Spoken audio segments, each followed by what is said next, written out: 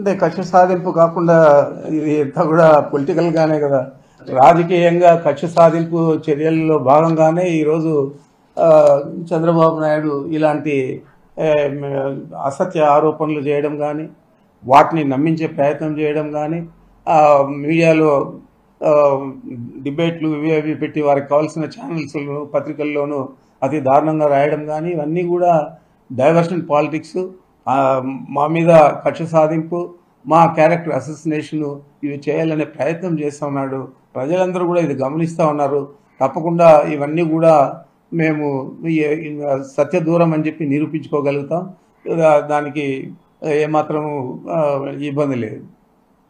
మీరు అధికారంలో ఉన్నప్పుడు కూడా చేశారని కొంతమంది టీడీపీ నేతలు కూడా మాట్లాడుతూ ఉన్నారు. మేము ఏ రోజు కూడా చేయలేదు, కక్ష సాధింపులు చేయలేదు, ఏ రోజు కూడా పర్సనలైజ్డ్ పాలిటిక్స్ చేయలేదు. ఒక పార్టీ వ్యక్తిగా వైఎస్ఆర్ కాంగ్రెస్ పార్టీ తరఫున పనిచేశాము, ఒక పార్టీ వ్యక్తిగా ప్రతిపక్షానికి వ్యతిరేకంగా పనిచేశాము. అంత తప్ప ఈ మాదిరి కక్షపూరితంగా పర్సనల్గా తీసుకొని క్యారెక్టర్ అసోసినేషన్ చేయడము, వారి కుటుంబానికి చెడ్డ పేరు తెచ్చే విధంగా ప్రచారం చేయడము, దాన్ని నమ్మించడానికి మంత్రులు ముఖ్యమంత్రి కంకణం కట్టుకోవడము, ఇది ఎప్పుడు కూడా జరగలేదు. క్యారెక్టర్ అసోసినేషన్ అనేది ఒక పనిగా పెట్టుకొని ప్రతిపక్ష నాయకుల మీద, ముఖ్యంగా నాలాంటి వాళ్ళ మీద టార్గెట్ పెట్టుకొని చేస్తూ ఉన్నారు. నిజాలతో సంబంధం లేదు, అంతకంటే వాస్తవాలతో అంతకన్నా సంబంధం లేదు. కేవలం వారికి కావాల్సిన పత్రికలు ఛానళ్ళలో అవాస్తవాలు రాయించడం, వాటిని నిజాలుగా ప్రజలను నమ్మించే ప్రయత్నం చేయడం జరుగుతూ ఉంది.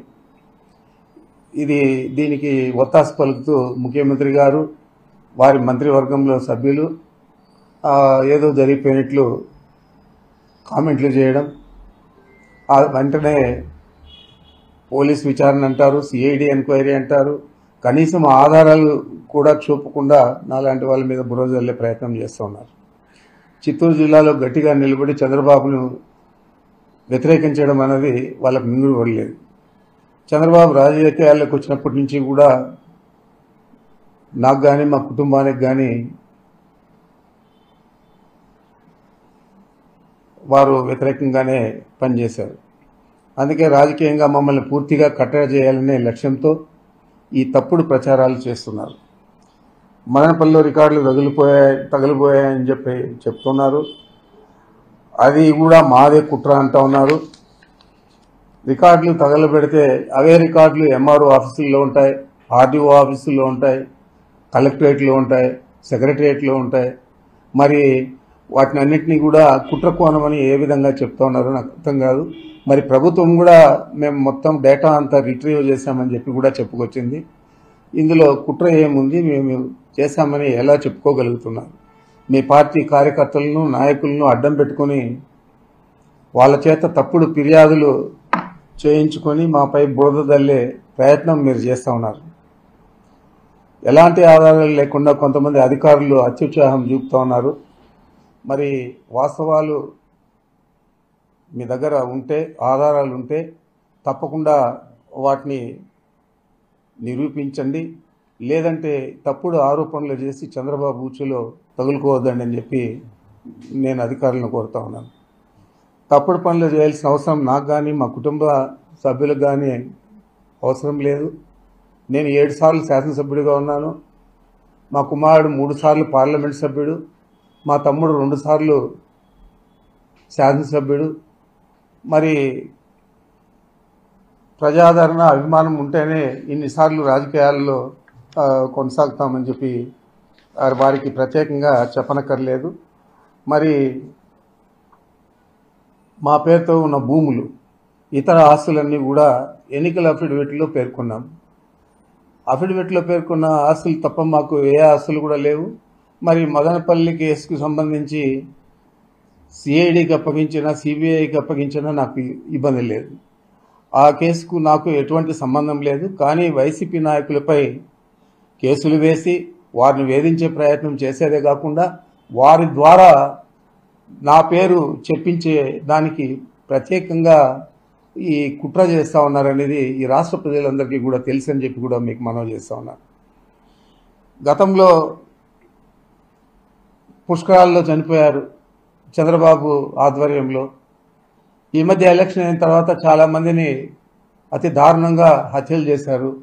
మరి చాలామంది చిన్న పిల్లలందరినీ కూడా మానభంగం చేశారు. మరి ఈ వీటిల్లో వేగవంతంగా మీ ప్రభుత్వం పనిచేసిందా?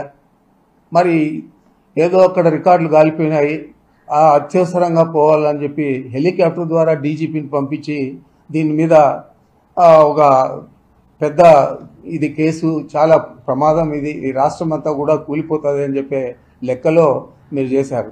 ఏ రోజు కూడా మేము 50 సంవత్సరాల నుంచి రాజకీయాల్లో, దాదాపు 74 నుంచి విద్యార్థి రాజకీయాల్లో, ఆ తర్వాత ప్రత్యక్ష రాజకీయాల్లో ఎప్పుడు కూడా డీజీపీ హెలికాప్టర్ ద్వారా ఒక ఏదో ఆఫీసులో తగలబడిందంటే పరిగెత్తిన పరిస్థితులు ఎక్కడ కూడా లేవు.